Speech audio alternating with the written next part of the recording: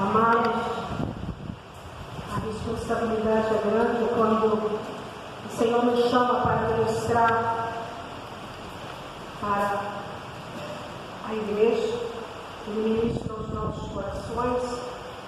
E é maravilhoso quando, durante a ministração do cântico, quando a gente tem assim uma certa dúvida, o Senhor usou o Maicon para falar algumas coisas, situações que o cristão passa.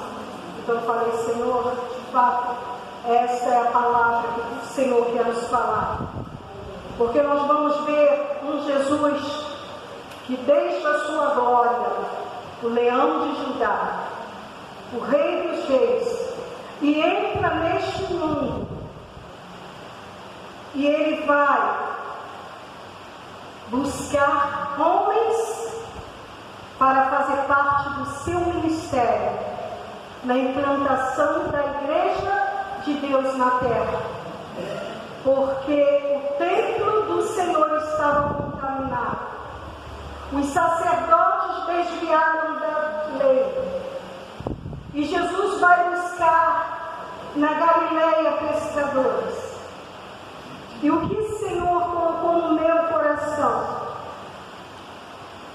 está em Mateus capítulo 4, no finalzinho, do 23 ao 25, e depois o 5, capítulo 5. Mateus capítulo 4, do 23 ao 25. Mateus capítulo 4. Jesus prega por toda a Galileia e cura muitos enfermos. Irmãos, nós ficamos primeiro meditando a respeito de curar enfermos. Muitas das vezes nós nos prendemos.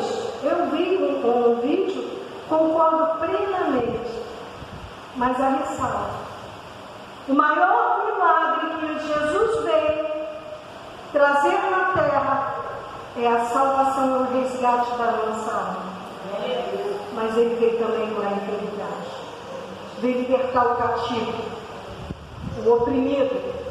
Ele veio desfazer a obra do diabo. E aqui em Mateus capítulo 4, versículo 23 ao 25, depois que Jesus chama os discípulos, ele percorria Jesus toda a Galileia, ensinando nas sinagogas, pregando o evangelho do reino, curando toda sorte de doenças e enfermidade entre o povo.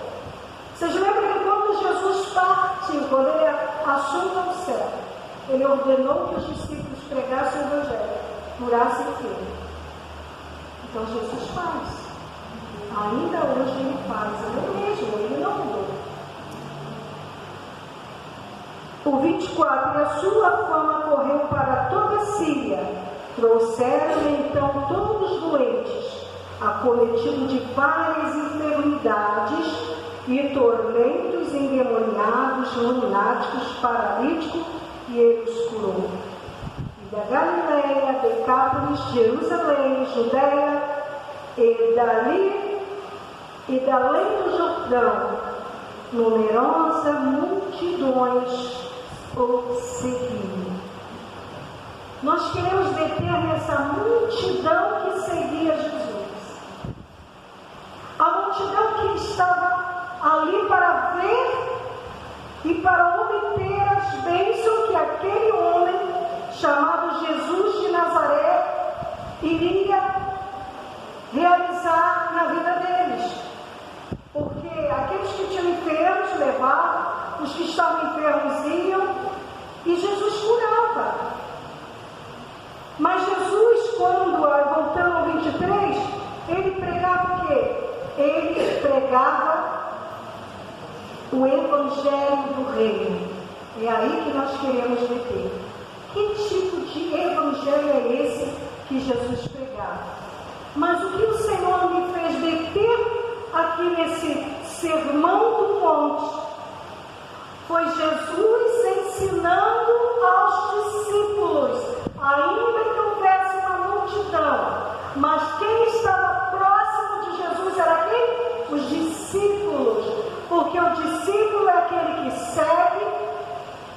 aprende e pratica aquilo que o mestre ensina. Então, vamos lá no capítulo 5 de Mateus. O Sermão do Monte, as bem-aventuranças. Vendo Jesus as multidões, ele sobe ao monte e, como se assentasse. Quem aproximou de Jesus? Quem? Aproximaram-se os seus Então, quem chegou mais perto foram os? A multidão ficou mais distante. Perto do mestre fica quem? Aquele que quer aprender, aquele que segue, quer aprender para pôr em prática o que o mestre ensina. E Jesus passa a ensinar. Então, qual era a missão de Jesus? Ensinar aqueles homens que foram chamados por eles acerca do reino, acerca daquilo que o Pai exerce na vida do homem, na vida da mulher, na vida dos seus. Mas é interessante que esse ensinamento de Jesus, ele abrange virtudes, que ele vai dizer assim no 3, para os seus discípulos, para os que estavam perto dele. Bem-aventurados humildes de espírito, porque deles é o quê? O reino dos céus. E o que é humildade de espírito? É aquela pessoa que não pende para aquilo que ela tem, mas para aquilo que ela é acerca do seu chamado por Deus. Ela é dependente de Deus. Ela não está pensando naquilo que ela pode fazer na sua força, mas na força que o Senhor concede a ela. Vai nessa tua força. Foi o que o Senhor falou para Gideão quando estava malhando o trigo. O Senhor me escolheu e eu sou menor da menor tribo. Vai nessa tua força, homem valente. Nem Gideão sabia que era valente, mas Deus viu nele alguém sobre que ia ficar sobre a dependência de Deus para a grande realização, que o mérito não seria dele, mas seria de Deus. Então, o manso o humilde de espírito é aquele que depende exclusivamente de Deus. Ele não confia no seu braço, nem no seu dinheiro, nem na sua força, mas ele diz: Senhor, eu dependo de Ti. Quando ele vai fazer alguma coisa, ele consulta a Deus. Senhor, é para eu ir? Vou, faço. Então ele consulta a Deus, ele fica sempre na dependência de Deus, porque ele é humilde, porque ele diz: Senhor, eu não tenho força, mas eu vou, porque o Senhor vai comigo, então eu vou. E Eliana estava ali sentada e ela disse assim: se nós soubéssemos a força que o Espírito Santo tem dentro de nós realizaríamos muito mais coisas. Mas nós somos tímidos, somos medrosos. Nós, irmãos, não chegamos ainda a realizar aquilo que Deus colocou em nossas mãos por timidez, porque não queremos ousar para realizar isso. Então, porque o reino de Deus já está em nós, dentro de nós, pela presença do Espírito Santo, que Deus nos outorgou no momento que tivemos a fé em Jesus Cristo. Nós obtivemos o Espírito Santo, que é todo o poder para realizar grandes obras por meio de mim, por meio de vocês. Não seja tímido, mas tem que se dispor. A quem enviarei? Quem há de ir por nós? Eis-me aqui. Envia-me a mim. Isaías falou, Jeremias, Ezequiel, nós, os discípulos. Quando Jesus vai chamar Pedro e André, eles estavam lançando a rede ao mar, eles estavam trabalhando. Jesus os chama e eles seguem Jesus. João e Tiago estavam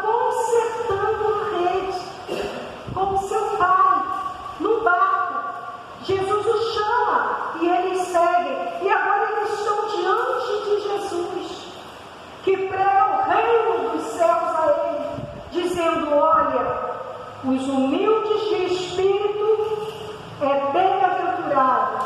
Bem-aventurado é ditoso, é feliz. É aquela pessoa digna, né, de ser chamado filho de Deus. Porque a esperança dele está em Deus. O 4 diz assim: bem-aventurados que choram, porque os que choram serão consolados. O Espírito Santo é o quê? Consolador. Por que você tem chorado?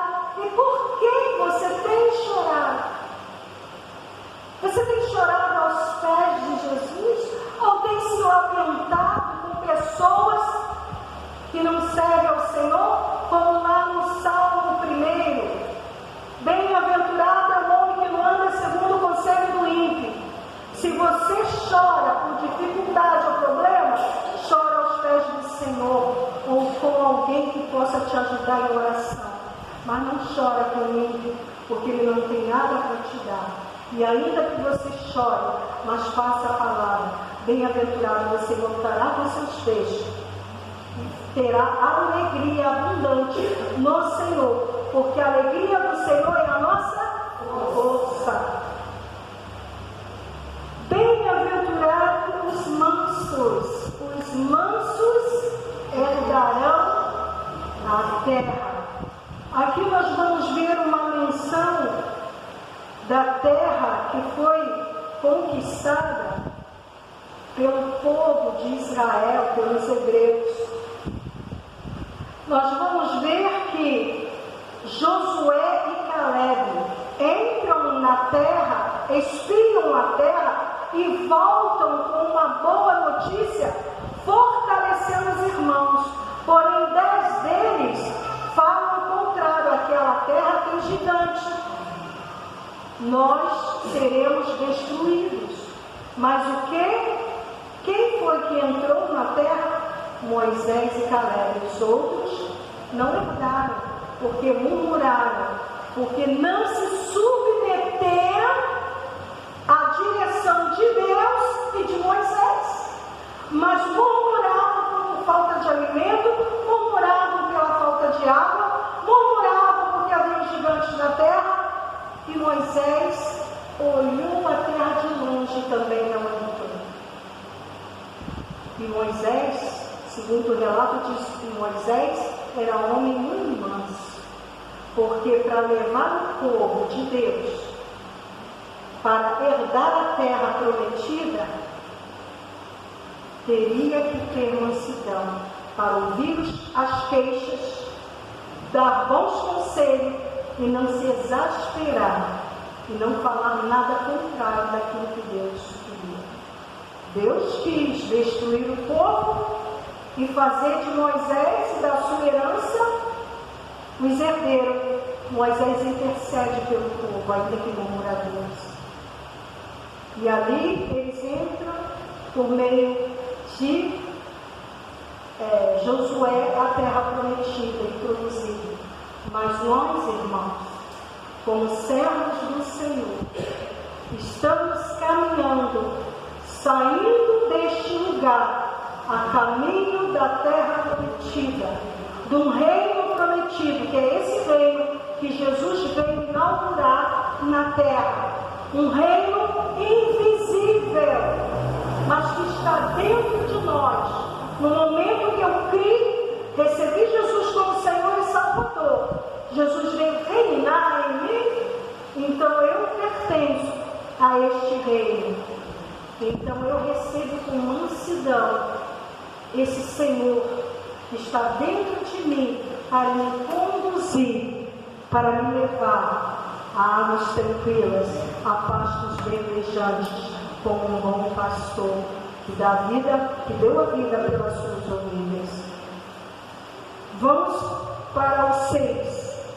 Bem-aventurados que têm fome e sede de justiça, porque serão fartos.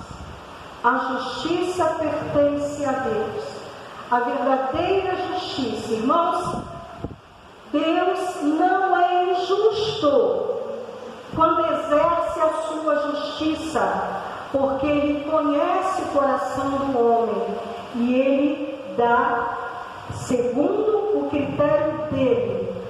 Mas segundo o homem, a palavra de Deus diz que a justiça do homem é trapo de imundícia. Sabe por quê? Porque o homem se corrompe. O homem pratica a justiça mediante barganha, dinheiro, inocente o culpado e prende o inocente. E nós estamos vivendo um tempo em que há muita injustiça. E quando você é maltratado injustamente, como você se coloca? Eu estou sendo injustiçado no meu serviço. O patrão não reconhece, não me dá valor. Olha o Senhor e dê o seu melhor. Dá o seu melhor. Eu certa feita ouvi do pastor Silas Malafaia. Ele dizia assim, olha, um jovem, se uma empresa quer tirar algum funcionário, por problema de despesa, o que ele vai fazer? Ele vai usar um critério. Aí ele falou assim, ele diz assim, Michel, Michael, vocês vão ficar até depois da hora, porque eu preciso desse serviço. Michel diz assim, Michael, resolve aí, que eu estou metendo o pé, fica você. Michael se sente o quê? Injustiça. Poxa, nós dois, eu vou ficar sozinho, vou trabalhar para mim com o Michel? Tá bom. Mas Michel foi embora, fica Michael. Então o que acontece é que Michael faz o serviço e faz além daquilo. E esse patrão diz assim, no dia seguinte, eu tenho que dispensar um de vocês. Quem esse patrão vai dispensar? Quem? Michel ou Michael? Michel. O Michael tem mais valor para a empresa. Não se sinta injustiçado diante de homem que não entende o verdadeiro valor da justiça divina. Porque Deus é Deus de justiça. E Ele fará por você o melhor. Entrega o teu caminho ao Senhor. Confia nele. E o mais Ele fará. Bem-aventurados limpos de coração, porque verão a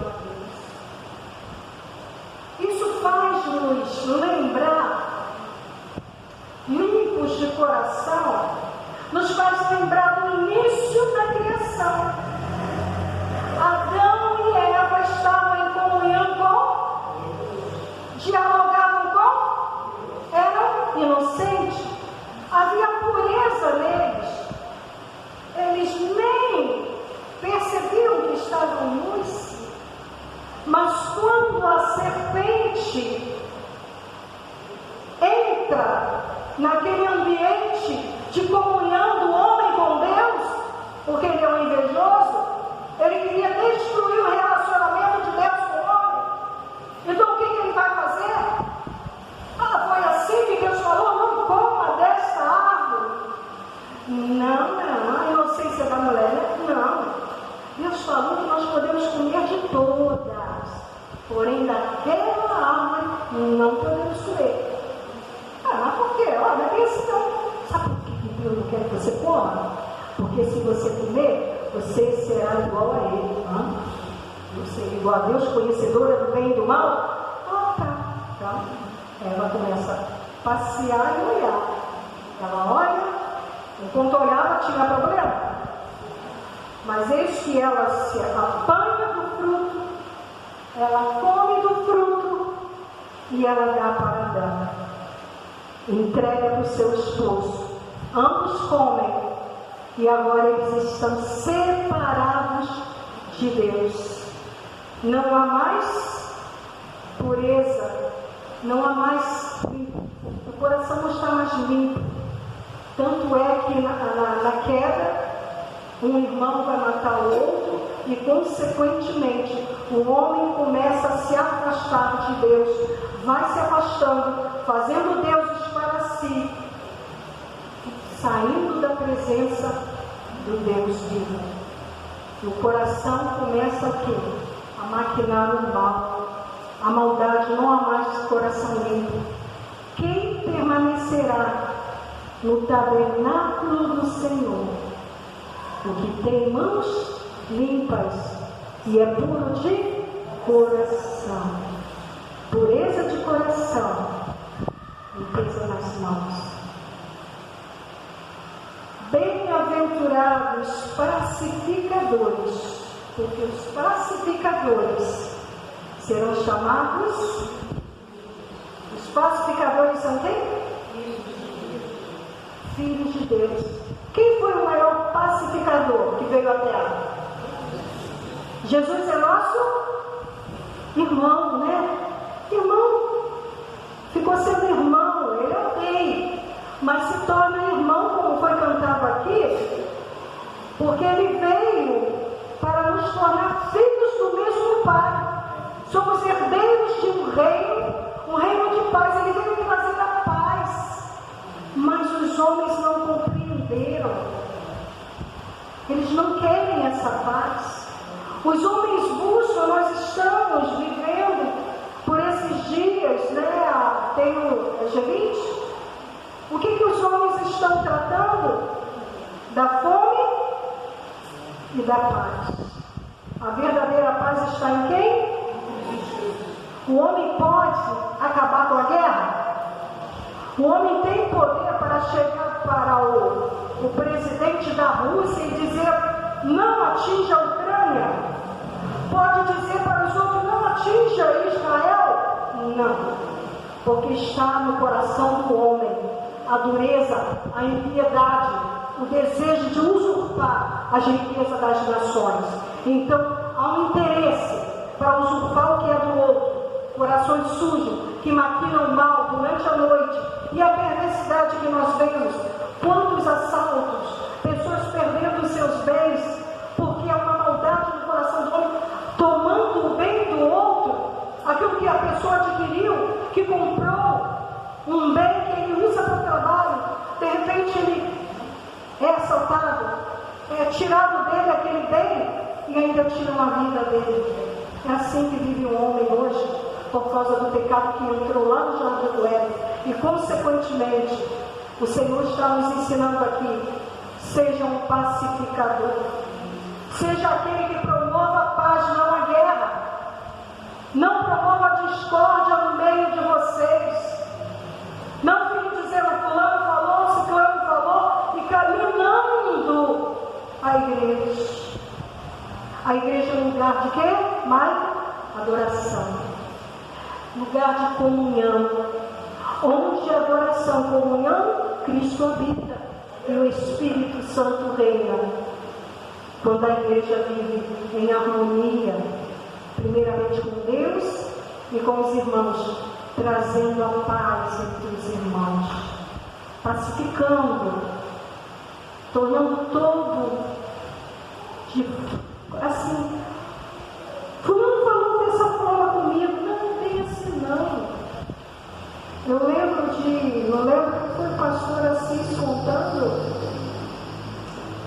que um filho escreve uma carta para o pai pedindo algo, e aquele pai, ao ler, ele só escreveu para mim dessa forma, olha a forma que ele escreveu. A mãe pega aquela carta e lê de outra forma, e foi a unção do coração daquele pai, a forma que você ouve e faz a leitura daquilo que você ouviu. Qual é a forma que você está fazendo a leitura do que você está ouvindo? Está levando para a maldade? Ou está sendo, não é bem assim não, é desse jeito? É verdade.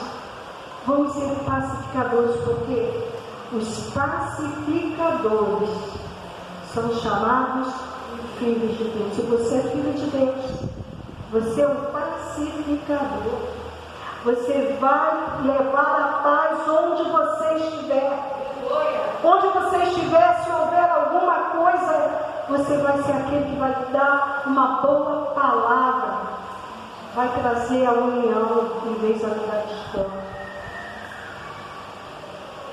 E agora, bem-aventurado, irmão, mais que feliz, ditoso você é quando você é perseguido por causa da justiça.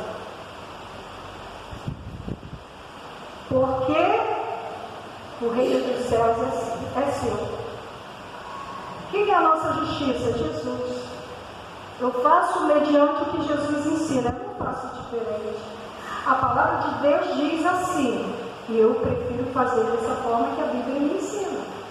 Porque, irmãos, quando você entra neste mundo como criança, você é educado pelos seus pais, que vão te educar de formas com que eles aprenderam. Mas tem pais que dizem assim, eu não quero passar para os meus filhos o que eu vivi com meus pais, não é assim? Eu quero dar o melhor. Eu quero ser melhor pai, eu quero ser melhor mãe. Não quero ser como meu pai, que batia, que fazia, né, Gisele? Que usava outros meios para corrigir. Então você quer ser diferente. Porque você aprendeu o que? Na lei de Deus. Como corrigir o filho. Como tratar lá fora qualquer situação. Então você tem que ser aquele que faz justiça, que pratica a justiça. Bem-aventurados os perseguidos por causa da justiça. Mas agora no 11 diz, bem-aventurados sois, quando por minha causa vos injuriarem, os perseguirem e mentindo disserem todo mal contra vós. Fizeram isso com quem? Com os profetas e com Jesus. Aqueles homens procuravam ver algo de errado em Jesus, mas não encontraram. Papeavam pessoas para mentirem e torcerem as palavras dele. Tanto é que quando ele vai ser julgado, Herodes diz, não vi pecado nenhum nesse homem. Então volta. Quem crucifica Jesus são os próprios judeus. Povo de Deus, aquele povo que Jesus veio para trazer a paz. Jesus é a nossa paz. Jesus é o maior pacificador. Jesus é manso. E a mansidão é um dos frutos do Espírito. A paz é fruto do Espírito. O amor é fruto do Espírito. Então, não se preocupe quando falarem mal de você por causa da tua fé. Se fizer alguma coisa errada, aí é diferente, né? Mas se é por causa de Cristo, fizeram assim com os profetas, com Jesus. Fizeram com Daniel, né? A ponto de Daniel ir para onde? Para a cova dos leões. Mas quem deu a vitória, Daniel? Deus. Fechou a boca dos leões. E Deus fecha a boca daqueles que batem contra você injustamente, que falam contra você injustamente. Se você não errou com eles, fique tranquilo. Deixa Deus agir. Entrega teu caminho ao Senhor. Confia nele. E o mais ele fará. E aqui no 12, irmãos, diz, regozijai-vos e exultai, porque grande é o vosso galardão nos céus, pois assim perseguiram os profetas que viveram antes de vós. A igreja do Senhor, ela vai ser perseguida. Já está começando. Ela já está começando a ser perseguida. Daqui a um tempo a gente não vai poder se reunir, não vai poder pregar nas praças, não vai poder falar nessa fé. Porque em muitos países já estão fazendo isso. Mas há uma recompensa, um prêmio para essa corrida de fé. Não desista daquilo que Deus colocou na tua mão. Por medo de pessoas no seu trabalho que não têm a mesma fé. Se for possível renunciar por causa da tua fé, mantenha a fé. Não despreze a fé em Deus, porque Deus espera que você seja forte e corajoso e que confie a sua vida nele, para que ele faça algo extraordinário na tua vida. Muitas das vezes Deus ainda não fez, por quê? Porque nós não entregamos totalmente em suas mãos e descansamos. E depois, irmãos, o Senhor vai dizer para os seus discípulos: olha, vocês são sal da terra. Vocês são sal da terra. Mateus 5,13. Se o sal não der sabor, se a tua vida não der sabor, não criar uma mudança no ambiente que você vive, para nada mais presta, senão para ser lançado no chão e ser pisado pelos homens. E vós sois luz do mundo. No 14. Não se pode esconder a tua luz. Como está a tua luz? Permita que toda sombra saia e essa luz de Cristo brilhe cada vez mais em você. Procure pedir ao Espírito Santo que prescrute a tua alma, o teu ser, e retire tudo que é entulho. A igreja vai ser limpa, né? Mas a igreja, nós temos que estar limpos, coração limpo, puro, para darmos o louvor a Deus que é devido.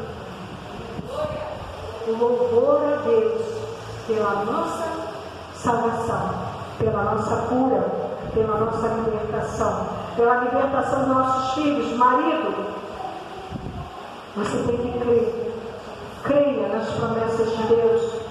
Como Josué falou: eu e a minha casa serviremos ao Senhor. Que essa seja a nossa bandeira. E que o Senhor abençoe a cada um de nós e de vós. E complete aquilo que foi falado, ministrado nesta noite. Amém, irmãos? Pastor?